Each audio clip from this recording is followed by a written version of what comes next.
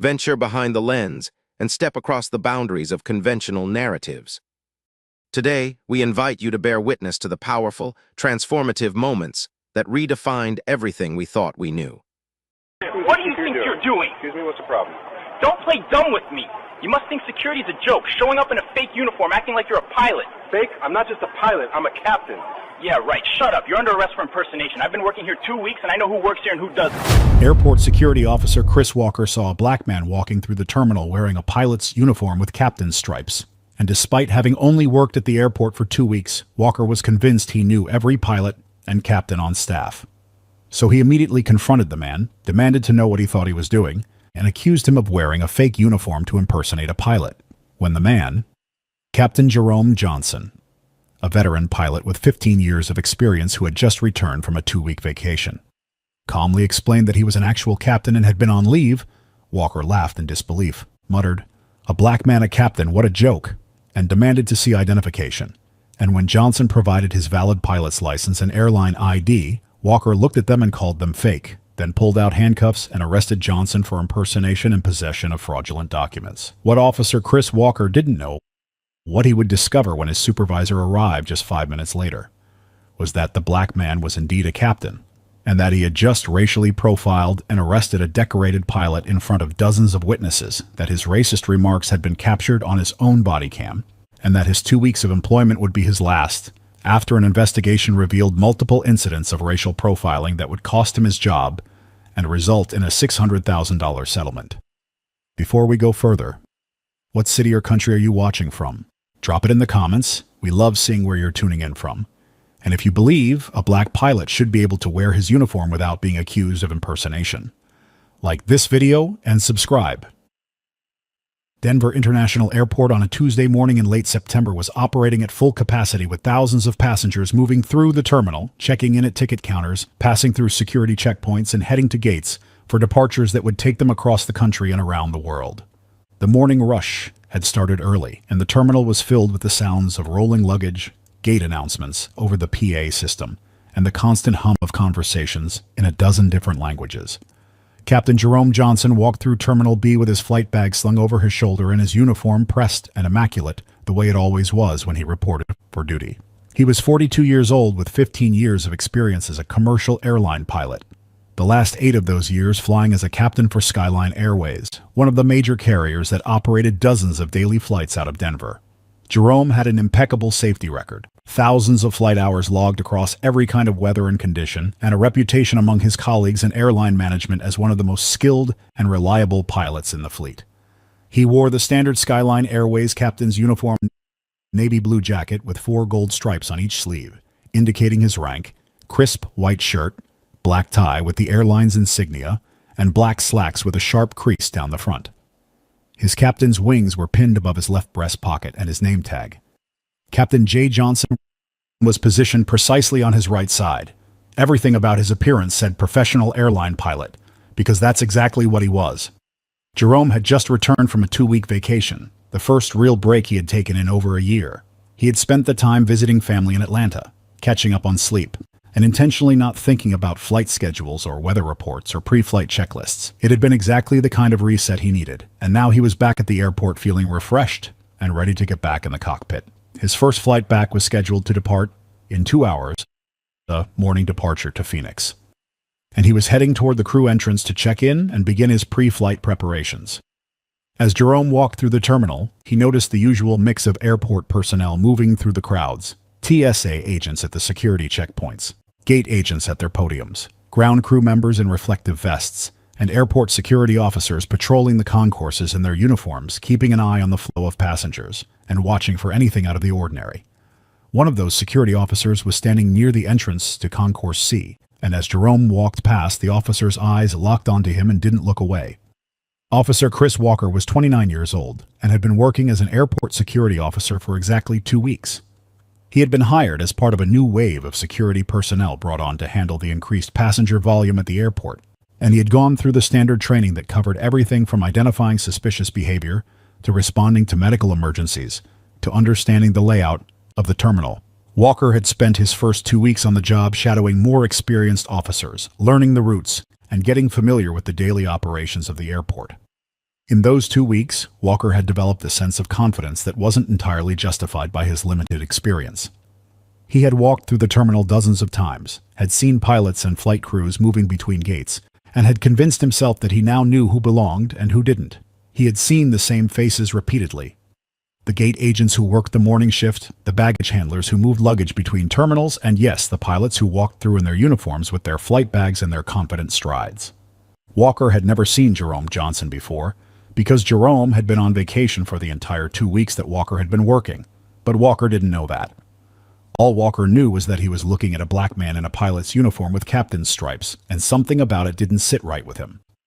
Walker's brain made a series of calculations that had nothing to do with evidence and everything to do with bias. He had been working here for 2 weeks. He knew the pilots. He didn't recognize this man. Therefore, the uniform must be fake. It was the kind of logic that ignored every reasonable explanation that pilots work in shifts and rotations, that people take vacations, that it was impossible to know everyone who worked at an airport this size in just 2 weeks. And jumped straight to a conclusion rooted in the assumption that a black man in a captain's uniform couldn't possibly be legitimate. Walker stepped away from the wall and walked directly toward Jerome, his stride purposeful and his expression already set in suspicion. He stopped directly in Jerome's path, forcing Jerome to stop walking or walk into him. "Hey," Walker said, his voice loud enough to draw the attention of the passengers nearby. "What do you think you're doing?" Jerome looked at Walker, his expression shifting from neutral to confused. "Excuse me? What do you mean?" Walker's tone got sharper, more aggressive. "I said, what do you think you're doing? Don't play dumb with me." Jerome's confusion deepened. "Officer, I'm not sure what you're asking. Is there a problem?" Walker stepped closer and his voice carried an edge that made it clear he thought Jerome was lying to him. "I've been working here for 2 complete weeks. I know all the staff, pilots, and captains in this airport. You think you can just walk through here wearing a fake uniform and pose like a pilot? Not just a pilot, but a captain? You must think our security is a joke." And in that moment, Jerome understood exactly what was happening.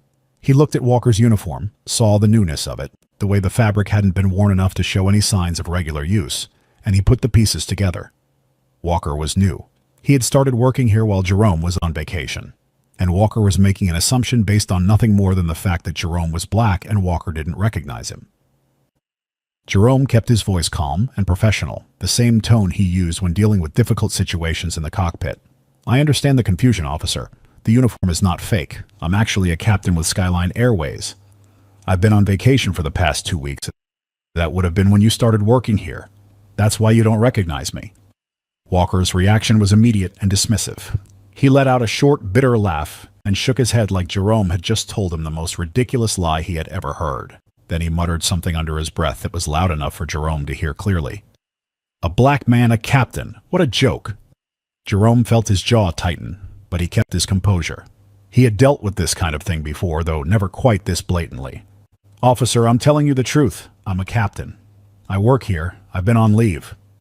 Walker cut him off. "I'm not going to believe any word that comes out of your mouth. Let me see your ID. Now." Jerome started to respond, but Walker raised his voice. "Didn't you hear what I said? ID first before you say another word." Jerome reached into his flight bag and pulled out his wallet. He extracted his pilot's license. A federal document issued by the FAA with his photo, certification details, and expiration date. And his Skyline Airways employee ID with his captain designation clearly printed on it. He handed both to Walker without saying a word. Walker took the IDs and examined them closely, turning them over in his hands like he was looking for signs of forgery. He looked at Jerome's photo on the license, then at Jerome's face, then back at the license. After a long moment, he looked up at Jerome with a smirk that made it very clear what he thought.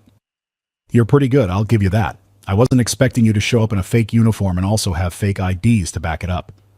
I guess your kind is getting better at committing these crimes." Jerome's patience, which had been holding steady up to this point, snapped. His voice came out firm and controlled, but there was steel underneath it now. "Officer, you don't know what you're talking about. Those IDs are real, not fake. I'm not going to stand here and be insulted by a rookie who doesn't know how to do his job. Give me my IDs back. I don't have time for this nonsense." Walker's expression hardened. "I'm not giving these back. I'm holding them as evidence." Jerome's voice got louder, drawing more attention from passengers walking by. "Evidence for what? Am I under arrest or something?" Walker pulled handcuffs off his belt and held them on where Jerome could see them. "Yes, exactly. You're under arrest for impersonating a pilot and carrying fake identification." Jerome took a step back, his hands coming up in a defensive gesture. "You can't be serious. Those IDs are real. I am a pilot. Call my airline. Call." Walker grabbed Jerome's arm and spun him around before he could finish the sentence. "Shut up. I know you're kind and what you're capable of. Turn around and put your hands behind your back." Jerome tried to pull his arm free. "This is insane. You're making a mistake." Walker twisted Jerome's arm harder, forcing him to turn, and roughly pulled both of Jerome's arms behind his back. The handcuffs clicked into place, tight enough to dig into Jerome's wrists, and passengers nearby stopped walking to stare at the scene unfolding in front of them. Walker pulled out his radio and spoke into it, his voice carrying a tone of pride like he had just accomplished something significant. "This is Walker. I've just apprehended a suspect in Terminal B near Concourse C, black male, fake pilot uniform, fraudulent credentials. Requesting supervisor backup." Captain Jerome Johnson stood in the middle of Terminal B, with his hands cuffed behind his back, and the humiliation of being treated like a criminal in front of dozens of passengers was almost as painful as the metal digging into his wrists. Officer Chris Walker stood beside him with his chest puffed out like he had just accomplished something heroic, completely unaware that he had just destroyed his own career in the span of 5 minutes. Passengers walking through the terminal slowed down to stare at the scene, and several of them pulled out their phones and started recording. Walker heard the radio crackle with a response from his supervisor. "Walker, this is Chief Security Officer James Whitaker. I'm on my way to your location. Do not move the suspect. Stay where you are." Walker acknowledged the call and looked at Jerome with an expression that mixed suspicion with satisfaction. "My supervisor is coming. He's going to want to talk to you about why you thought you could get away with this." Jerome's voice was calm but firm. "The only person who needs to explain anything is you, officer. You just arrested a captain based on nothing but your assumptions. When your supervisor gets here, you're going to regret this." Walker laughed dismissively. "Yeah, sure. Keep telling yourself that." Less than 5 minutes later, Chief Security Officer James Whitaker came walking quickly through the terminal toward the scene. Whitaker was 51 years old, with over 20 years of experience in airport security, and he had worked at Denver International for the past decade. He knew every major airline's procedures. He knew most of the flight crews by face, if not by name, and he absolutely knew Captain Jerome Johnson.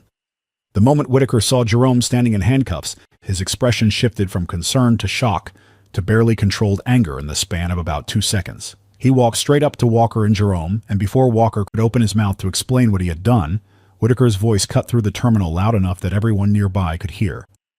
"Why the hell is the airport's best pilot in handcuffs? What's going on here?" Walker's face went pale, and his mouth opened, but no words came out for a moment. Then he managed to stammer, "Best pilot? Sir, Yes, best pilot." Whitaker's voice got louder. "Captain Jerome Johnson, 15 years with Skyline Airways, 8 years as a captain. What the hell did he do?" Jerome spoke before Walker could try to explain himself. "James, this rookie saw me in my uniform and assumed it was fake. Even after I showed him my valid pilot's license and airline ID, he called them fake. He made racist statements, including muttering that a black man being a captain was a joke, and then he arrested me for doing absolutely nothing."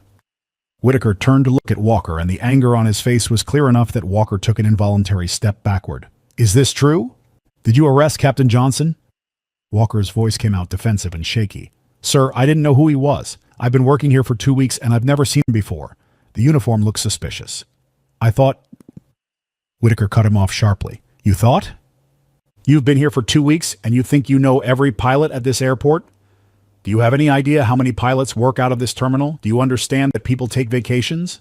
Did it occur to you to verify his credentials before you arrested him?" Walker tried again. "He had IDs, but I thought they were fake." "You thought they were fake based on what evidence?" Whitaker's voice was cold now.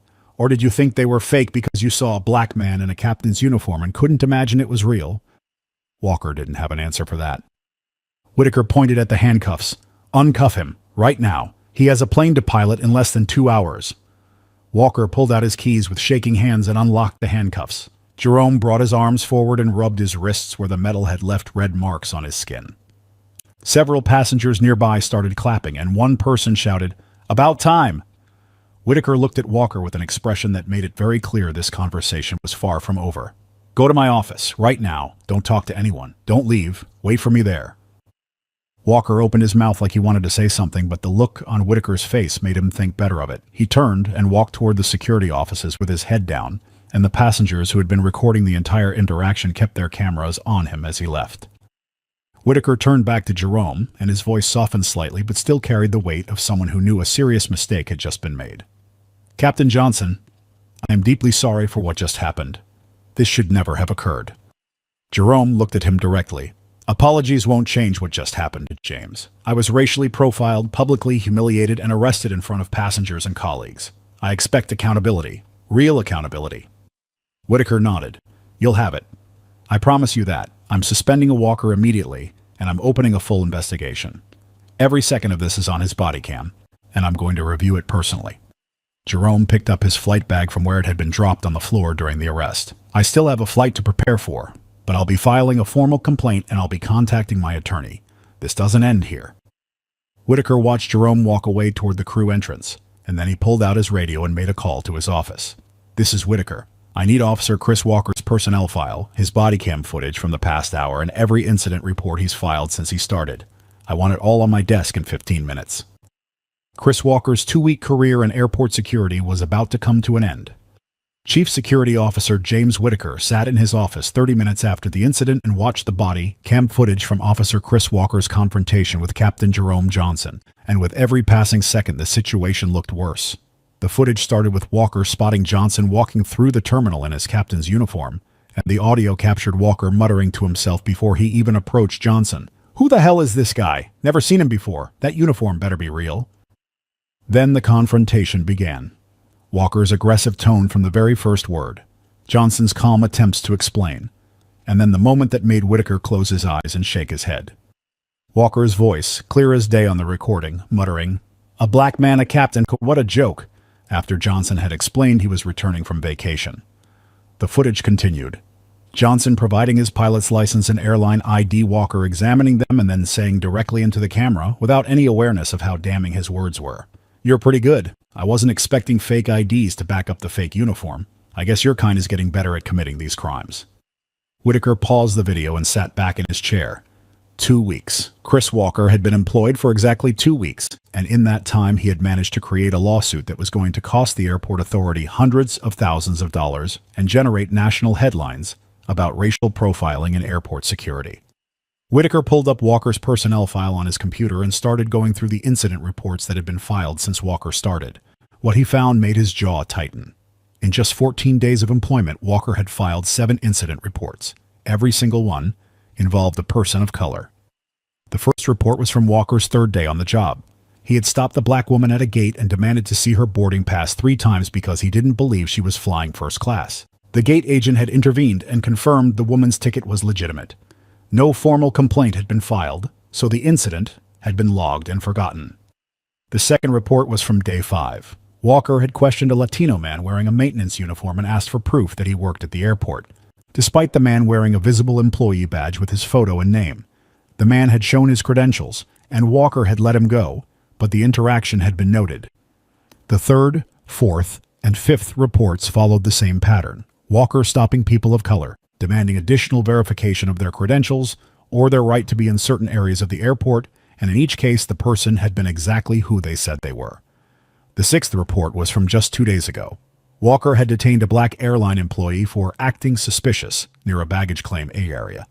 The employee had been doing her job, scanning luggage tags and directing bags to the correct carousels, but Walker had insisted on calling her supervisor to verify she worked there before he would let her continue. And now the 7th report, the arrest of Captain Jerome Johnson for impersonation and possession of fraudulent documents. Except this time, Walker had arrested someone with enough credibility and resources to make sure the pattern didn't get ignored anymore. Whitaker picked up his phone and called the airport authority's legal department. The attorney who answered listened to Whitaker's summary of what had happened, asked for the body cam footage to be sent immediately, and then said something that Whitaker already knew was coming. "This is going to be a lawsuit, a big one. Captain Johnson has a spotless record, 15 years of experience, and video evidence of explicit racial bias. Prepare for a settlement in the 6 figures, maybe higher." Whitaker ended the call and pulled up the section of Walker's employment contract that dealt with termination for cause, racial discrimination, violation of airport authority policies on equal treatment, making false arrests. All of it was grounds for immediate termination. He called Walker into his office. Walker walked in looking like he had spent the past 30 minutes trying to convince himself that this would somehow blow over. He sat down in the chair across from Whitaker's desk and opened his mouth to speak. Whitaker held up his hand. "Don't. I've reviewed your body cam footage. I've reviewed every incident report you filed since you started working here, and I've spoken with our legal department. You're terminated, effective immediately." Walker's face went white. "Sir, I was just trying to do my job. I didn't know." "You didn't know because you made assumptions based on race instead of evidence," Whitaker said, his voice cold and final. "You arrested a decorated airline captain, one of the most respected pilots at this airport, because you couldn't believe a black man could hold that position. You called his legitimate credentials fake. You made racist statements that are recorded on your body cam, and your personnel file shows this wasn't an isolated incident. It was a pattern." Walker tried one more time. "I can do better. I can—" "No," Whitaker interrupted. "You're done. Turn in your badge, your radio, and your body cam. Security will escort you out of the building. You're not to return to airport property for any reason." Walker stood up slowly, his hands shaking as he removed his badge and placed it on Whitaker's desk along with his radio and body cam. He walked out of the office without another word, and 2 security officers were waiting outside to escort him to the exit. Whitaker picked up his phone again and called Captain Jerome Johnson. "Captain, it's James Whitaker. Officer Walker has been terminated. I'm also forwarding you all the evidence you'll need for your lawsuit, including his body cam footage and his personnel file showing the pattern of complaints. I want you to know that we take this seriously, and we're implementing new training protocols to make sure this doesn't happen again." Jerome's voice came through calm but firm. "I appreciate that, James. But training won't be enough. I'm filing the lawsuit. The public needs to see what happened, and other officers need to understand that racial profiling has consequences." Whitaker nodded even though Jerome couldn't see him. "I understand, and for what it's worth, you have my full support." By that evening, the videos recorded by passengers had been uploaded to social media and were going viral. The footage showed the entire confrontation from multiple angles, and the audio from phones close enough to Walker captured his racist remarks clearly. The story made local news by the 6 p.m. broadcast and national news by the next morning. Chris Walker's 2-week career in airport security was over, and Captain Jerome Johnson's lawsuit was just beginning. Captain Jerome Johnson filed his federal lawsuit against Chris Walker and the Denver Airport Authority 3 weeks after the incident, and the case moved through the legal system with unusual speed because the evidence was so overwhelming that the airport's attorneys knew they had no chance of winning in court. The body cam footage showing Walker's racist remarks, the witness videos from passengers, and Walker's personnel file documenting 7 incidents of racial profiling in just 14 days created a case so airtight that the airport authority's legal team recommended immediate settlement to avoid the public spectacle of a trial. The settlement was finalized for $600,000 within 6 months. Jerome used a portion of the money to establish a scholarship fund for aspiring black pilots, and donated another portion to organizations that provided legal support for victims of workplace discrimination.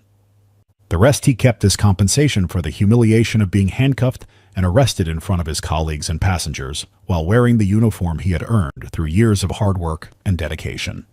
Chris Walker was 29 years old when he was fired from his 2-week-old job, and his termination for racial discrimination meant that no other airport, security company, or law enforcement agency would hire him. Background checks revealed the reason for his dismissal, and the viral videos ensured that his name was permanently attached to one of the most widely publicized examples of racial profiling in airport security.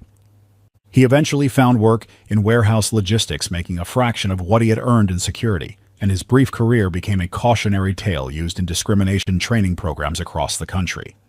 The Denver Airport Authority implemented comprehensive reforms as part of the settlement agreement. All security personnel were required to complete mandatory bias awareness training before starting their positions, and additional training sessions were conducted quarterly. New protocols were established requiring officers to verify credentials through official channels before making accusations of fraud or impersonation. An independent oversight committee was created to review all detention and arrest incidents involving security personnel, and body cam footage was audited regularly to identify patterns of discriminatory behavior before they escalated into legal liability.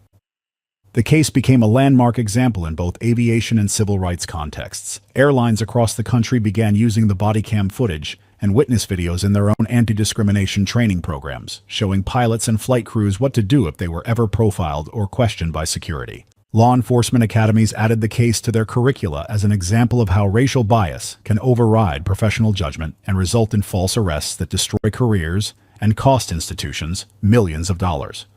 Jerome Johnson continued flying for Skyline Airways and remained one of the most respected captains in the airline's fleet. He became a vocal advocate for diversity in aviation and worked with pilot training programs to encourage more people of color to pursue careers in commercial aviation. He gave interviews about his experience and used his platform to highlight how racial profiling happens not just on the streets, but in professional settings, where black excellence is often assumed to be fraudulent.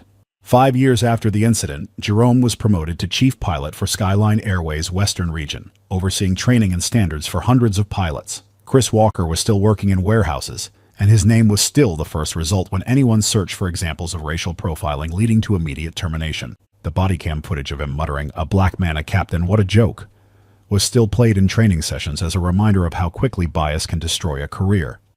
The reforms implemented at Denver International Airport led to a 72% decrease in complaints related to racial profiling by security personnel over the following 5 years.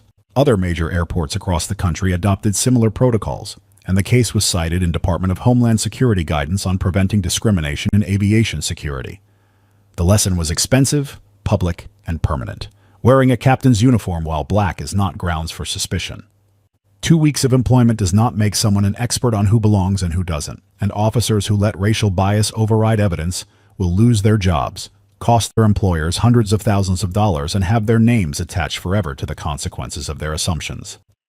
Jerome Johnson never received an apology from Chris Walker, but he received something far more valuable: justice, accountability, and the satisfaction of knowing that his willingness to fight back had created changes that would protect other pilots of color from experiencing what he had endured.